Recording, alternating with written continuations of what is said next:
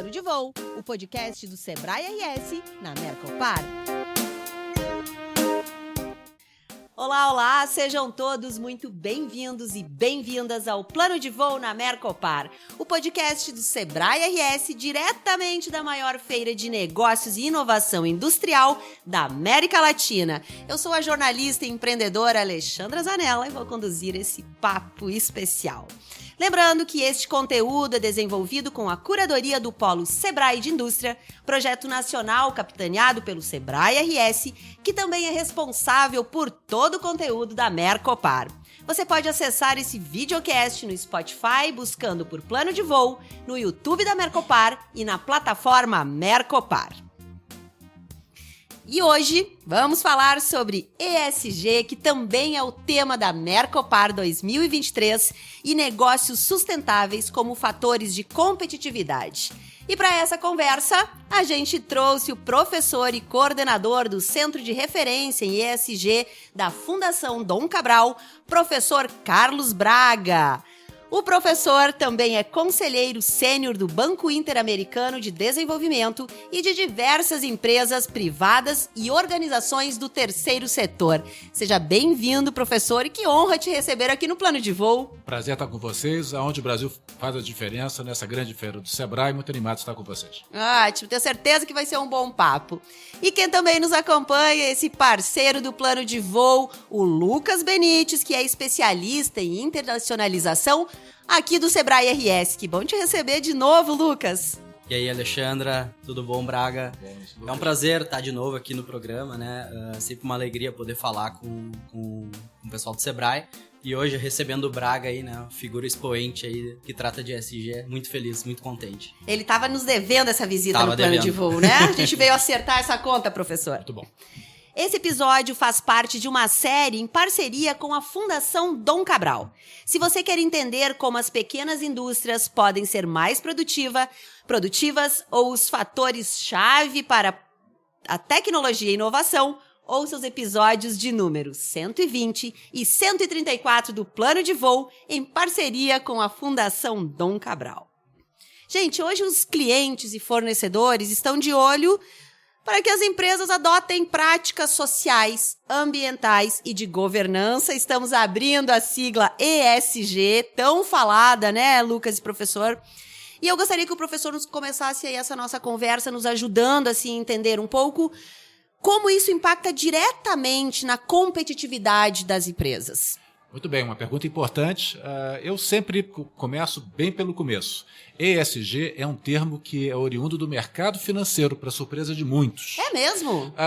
Se imaginava que veio da escola de meio ambiente. Não, é um termo que vem associado a investimentos e gestão de risco.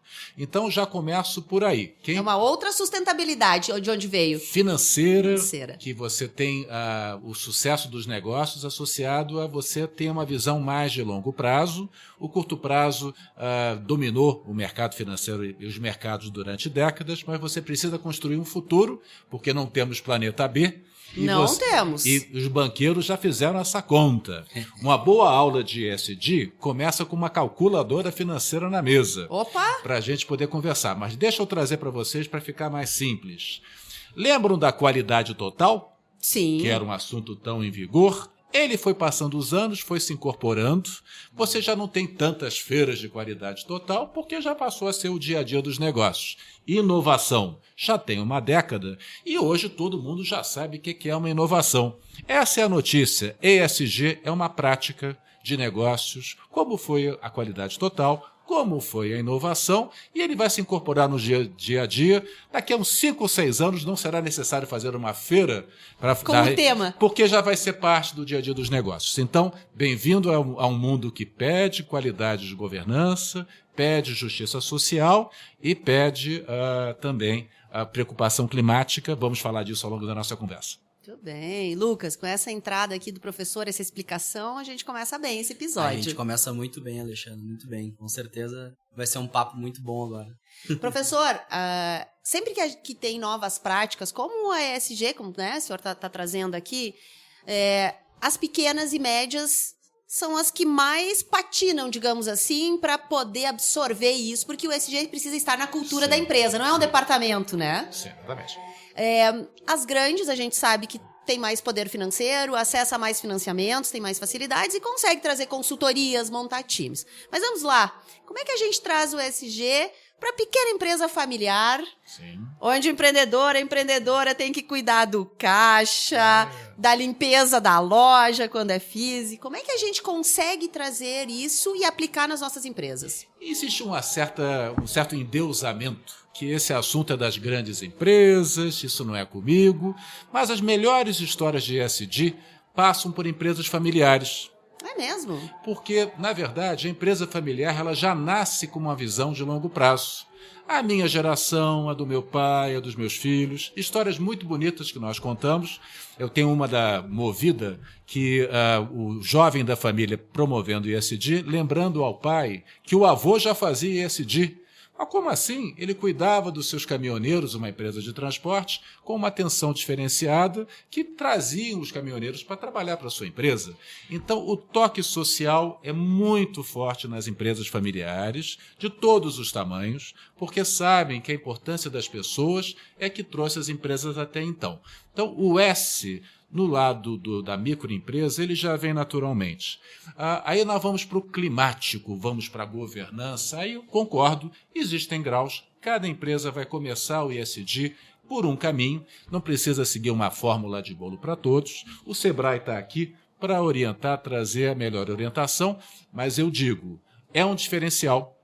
Todo mundo agora não está atrás de um café orgânico, sim, de um chocolate, microlotes, o chocolate. Tem tantas histórias recentes, eu vou contar um pouco ao longo da nossa entrevista, alguns casos. Então eu diria, se diferencie, mostre que você tem essa pegada, porque o mundo não será só preço, cada vez mais será uma combinação de preço na sua oferta para o cliente e uma entrega a mais, que pode ser um tratamento diferenciado, que você vai ter fórmulas de você se certificar a custo acessível e com isso você vai prevalecer no mercado. Bem-vindo ao mundo que as empresas familiares têm uma vantagem perante grandes empresas, porque está no DNA ser ESG. Lucas, o professor trouxe aqui um quentinho para o coração, né? Se a gente pensar que as empresas familiares costumam, né, sua grande maioria, ser menores, um recorte muito grande de quem a gente atende. Como é que tu vê essa experiência no Sebrae? Tu tem sentido isso que o professor trouxe? Não, com certeza, Alexandre. A gente tem visto uma preocupação aí crescente, né, dos pequenos negócios com a temática do ESG, né? Mas se a gente for pensar e voltar no tempo, né, a questão do ESG, a gente fala muito tempo, né, sobre a questão do meio ambiente, né, sobre a questão do clima. A gente fala muito tempo sobre a questão da responsabilidade social das empresas, né? E, claro, eu acho que talvez o item da governança, né, que tem sido inserido aí com mais força recentemente, mas não é um assunto novo, né? Não. São três esferas aí que a gente tem visto, né, que agora estão juntas, né, de certa forma, mas historicamente a gente vê as empresas preocupadas com né, com a sua região, né? A gente percebe com a sua localidade, né, fazendo ações sociais, principalmente os pequenos negócios, né, que tem muito essa questão do local, né, do ao redor, né, de trabalhar o território. Então, talvez quando a gente fala em ESG para esses pequenos negócios, talvez eles não se identifiquem.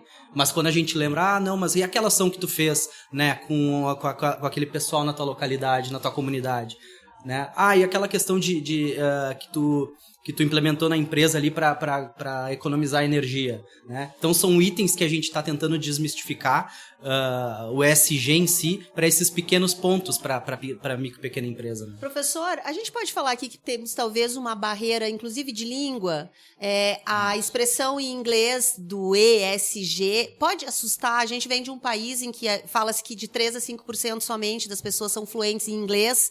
Isso pode assustar? Temos uma questão, o famoso letramento, né? Certo. As palavras são em inglês, deve ter algum consultor cobrando em dólar. Opa, isso é bom! Mas nessa hora estamos aqui um pouco com esse papel, através do plano de voo, Exatamente. através de iniciativas como a Mercopar, o Sebrae. Eu dou um exemplo bem aqui do sul do Brasil, o cooperativismo. que nasceu aqui, na Serra Gaúcha. O cooperativismo ele é ESG raiz. Raiz na veia. Cada associado um voto, recebe as sobras, atua de forma comunitária, mas as pessoas às vezes não percebem. Eu converso com cooperativas no Brasil inteiro e falo, você sabia que você é ESG de várias gerações? Como assim, professor? Você está fazendo tudo que o ESG está pregando numa atividade que apoia comunidades e pequenas empresas. Então os exemplos, eles pululam, estão por todo lado. É uma questão da gente apenas tirar um pouco da espuma, ir lá no coração, buscar a raiz e nos seguirmos com essa direção que será bom para a sociedade, para as empresas e para o país. Que dicas a gente pode trazer para as empreendedoras e empreendedores que acabaram de ouvir isso e provavelmente estão olhando para a sua empresa pensando, opa, será que eu estou nesse grupo que o professor e o Lucas estão falando, que já fizemos isso? Que indícios a gente tem? Onde a gente deve olhar para dentro da empresa, além de procurar o Sebrae para essa ajuda? Eu diria que não existe pressa. Essa não é uma agenda de pressa. Essa é uma agenda de reflexão. Eu preciso me mostrar como ESG ontem. Isso é arriscado. A gente pode levar para o chamado marketing verde, também em inglês greenwashing. E isso tem grande discussão também sobre isso. Que é um assunto importante. Então não existe pressa nessa agenda. Existe fazer com calma. Eu sempre comento a meus alunos que eu gosto de ver uma série no fim de semana, ver um Netflix, maratonar, fiz um anúncio aqui. Opa, patrocina o plano de voo Netflix. Mas nós precisamos também dedicar um pouco à leitura, ler materiais que o Sebrae disponibiliza. Exige, sim, ampliação de repertório de todos nós. Nós temos que ampliar o nosso repertório, entender e buscar necessária ajuda. O Sebrae está aí para isso. O cooperativismo, também citado, tem feito trabalhos muito bacanas para organizar o que a gente faz bem e ver os gaps. Todas as empresas têm algum gap. Que gap eu consigo investir? Porque não é custo, é investimento em iniciativas que vão levar essa empresa a se diferenciar. No final, nós queremos ser o melhor chocolate, o melhor café, o melhor produtor de plástico com a melhor pegada ambiental, para poder, na hora que conversar com o seu cliente, seja uma pessoa física ou uma pessoa jurídica, além de mostrar os números, os resultados e o preço, tem um relatório aqui do lado de boas atividades e pode escrever o que eu estou falando, o professor falou. Anotado. Nos próximos 5 anos, isso vai ser um critério crescente de seleção de fornecedores no Brasil e de seleção pelos clientes de tendências de consumo. Quero aproveitar esse especialista que a gente tem aqui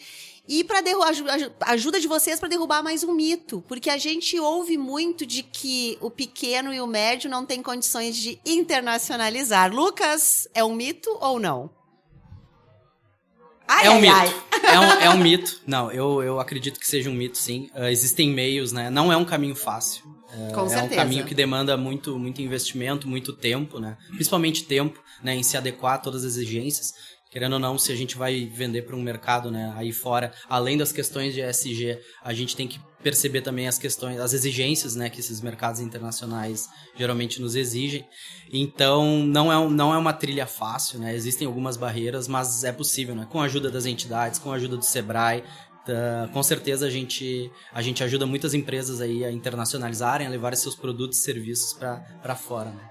Mas o ESG organizado aí nessas pequenas ajuda, né? Ajuda muito, com certeza. Ajuda muito porque é uma empresa estruturada, né? Ela tem muito mais facilidade de conseguir ultrapassar as barreiras, né?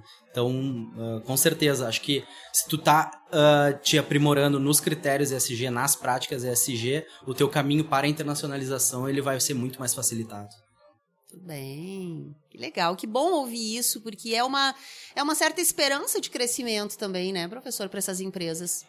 Eu digo que nós temos, muitas vezes a gente tem que voltar para aquelas aulas de geografia. O Brasil, ele tem características tão interessantes. O Brasil, ele tem 8 milhões de quilômetros quadrados. Sim, país absurdo. 5 países no mundo tem mais do que 5 milhões. Com isso, nós temos toda a nossa produção agrícola, todo o nosso mercado.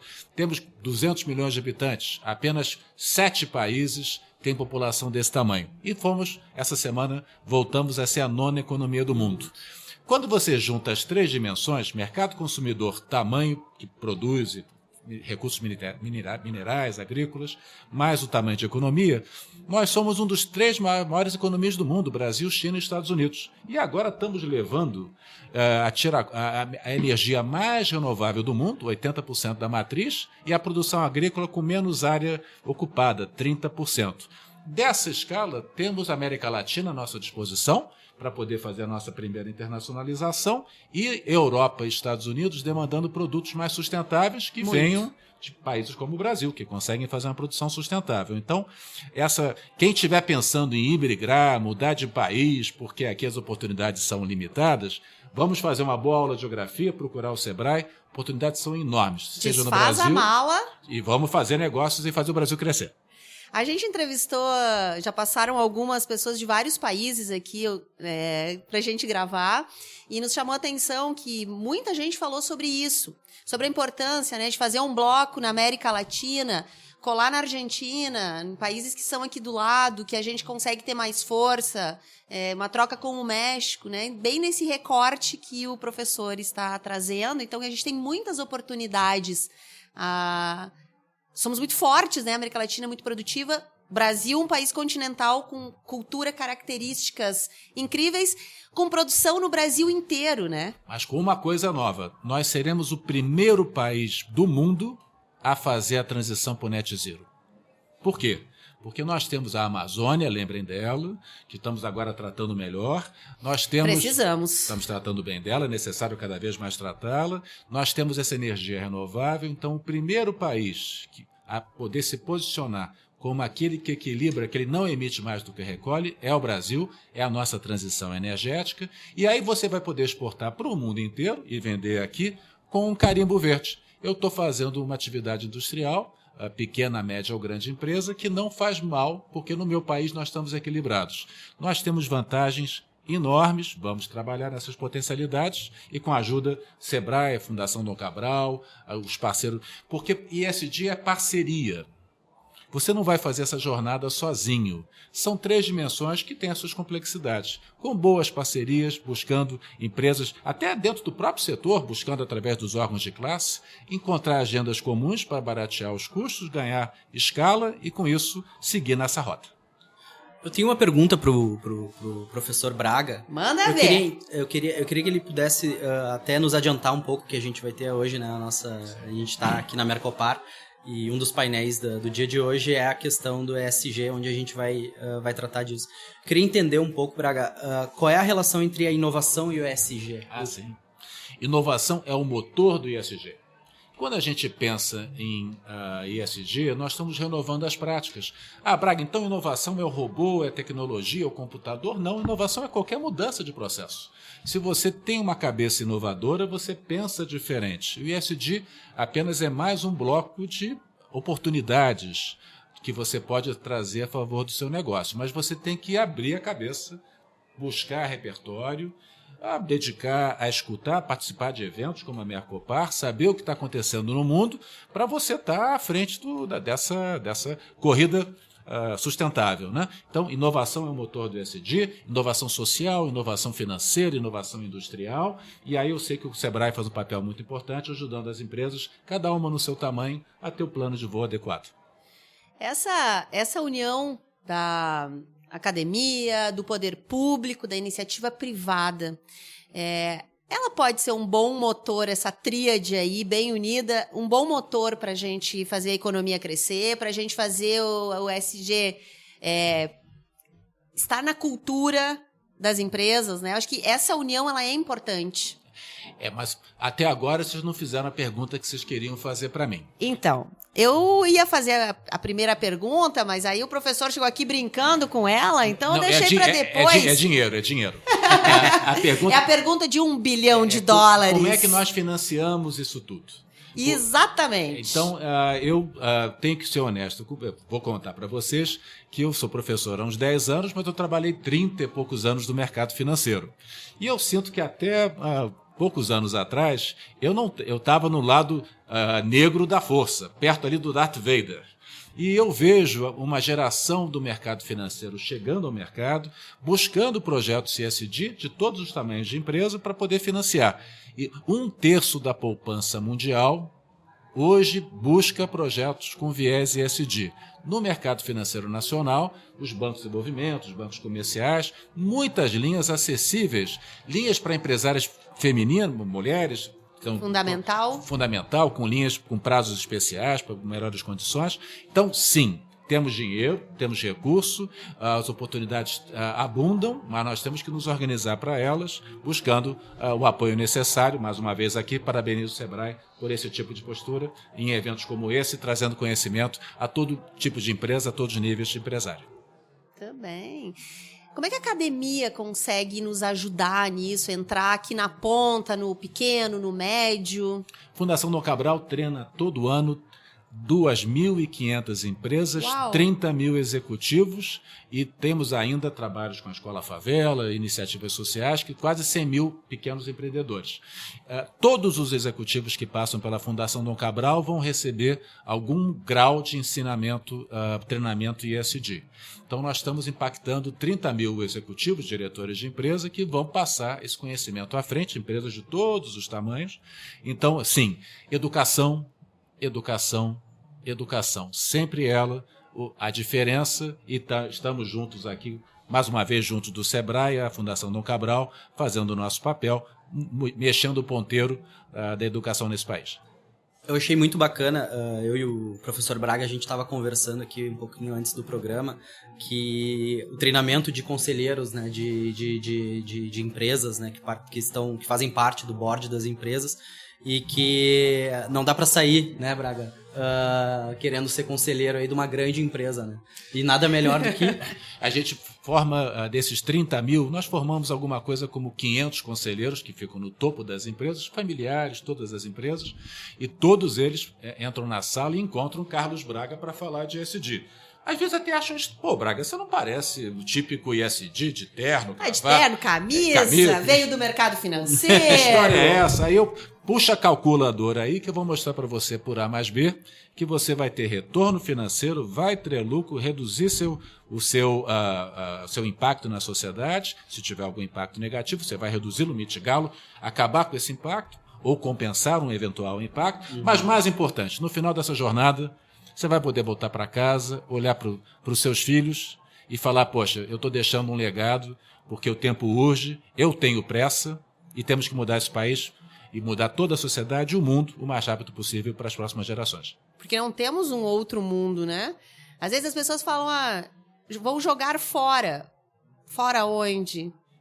Numa podcast recente, com jovens que nem vocês, eu estava num grupo que tinha uma professora de pedagogia de 20 anos de idade, num grupo discutindo ESG. Uau! Todos nós olhamos para ela e ela falou, olha, o que para vocês é teoria, será a minha vida quando eu tiver 40, 50 anos. Nossa, então, que forte isso! Então, vamos sair da teoria, vamos para a prática. Eu tenho pressa e essa geração mais ainda, temos uma obrigação social com quem veio pela frente e... eu acho que isso é um tema que já por si só já nos apaixona e eu te dou de brinde sucesso, lucro, rentabilidade, mas voltando para casa sabendo que você fez a sua parte. Quase um sonho. A gente viu, né, Alexandre, aí nesses últimos meses aqui no Rio Grande do Sul, né, que a gente teve um problema bem grave aí com a questão das enchentes que afetou muitas micro e pequenas empresas, né? Então, muitas. A parte de toda a questão política que não está em discussão aqui, mas a gente precisa fazer a nossa parte, né? Nós como entidade, nós como pessoas, né, que tem o conhecimento, né, que teve acesso, que teve o privilégio, né, de ter o acesso ao conhecimento. Fundamental. A gente precisa orientar as pessoas, né, e precisa ajudar elas a realmente encontrar esse caminho para que de fato a gente consiga mudar a sociedade, né? A educação realmente acho que é o único meio, não tem outro meio para a gente poder transformar. E complementando, muito importante o que o Lucas falou, poder contratar pessoas, talentos. As pessoas querem estar num ambiente em que saiba que vai além do salário, vai além do rolerite. Braga, é uma coisa da classe média alta. Não. Toda a sociedade hoje busca esse tipo de propósito e o Brasil, mais uma vez, tem tudo para ser mais uma oportunidade, que não perderemos dessa vez, de ser uma potência sustentável e menos desigual, combatendo a desigualdade muito alta nesse país. Mas vamos vencer, temos uma agenda positiva, vamos atrás dela. Porque a vida não pode ser só trabalhar, pagar boletos e ir ao supermercado aos sábados, né? A gente precisa ter qualidade de vida. Tem muitas discussões, jornadas de trabalho, estilo, 4 dias, mais dias, reduzir jornadas. Tudo isso está sendo discutido, nós estamos num momento de transição e tudo isso está debaixo do guarda-chuva de ESG. Estamos nos aproximando do fim, eu vou fazer aquela pergunta para a gente brincar um pouquinho aqui. ESG veio para ficar, professor Braga? Eu tinha conversado com a Alessandra que essa pergunta era daquela live de 2021. Nós estamos... É só uma brincadeira, gente. 2023, todos animados, muito engajados. O Brasil tem essa nova oportunidade. Prazer estar com vocês, que a gente possa botar essa agenda em frente. E parabenizo o Plano de Voo, o podcast, que eu sei que está impactando muita gente Brasil afora, não apenas aqui no Sebrae do Rio Grande do Sul. Parabéns, obrigado pelo convite. Eu agradeço muito, foi uma honra, um prazer entrevistá-lo, já lhe acompanho há algum tempo, então estou muito feliz em poder recebê-lo aqui. Espero que em 2024 a gente possa te receber mais uma vez para a gente avançar ainda mais nesse tema. Lucas, muito obrigada pelo teu tempo. Foi um prazer, Alexandra, mais uma vez. Carlos Braga, professor Carlos Braga, muito obrigado, né? E estamos aí, o Sebrae está sempre à disposição, né? Então procurem o Sebrae para questões de ESG também. Estamos com treinamentos, estamos com diagnósticos, né? E capacitações que vão poder auxiliar aí todo micro e pequeno empresário que for, né, que estiver interessado em se aprofundar no tema e transformar a sua empresa. Muito bom, gente. Bate lá na porta do Sebrae, dá para chamar pelo site, pelo WhatsApp, manda recado nas redes sociais, não tem problema. Todo o time do Sebrae está pronto para atender todo tipo de empresa em tamanho, qual seja a tua linha de entrega, produto, serviço, indústria, o Sebrae está pronto para recebê-los. Quero agradecer a vocês que ficaram com a gente até agora. Lembrando que este conteúdo foi desenvolvido com a curadoria do Polo Sebrae da Indústria. E vocês podem acessar esse e outros episódios para a indústria no Spotify, buscando por Plano de Voo, no YouTube da Mercopar e também na plataforma Mercopar. A indústria vive o ano todo. A Mercopar nunca para. Acesse e siga fazendo negócios. Um abraço carinhoso e até o próximo episódio.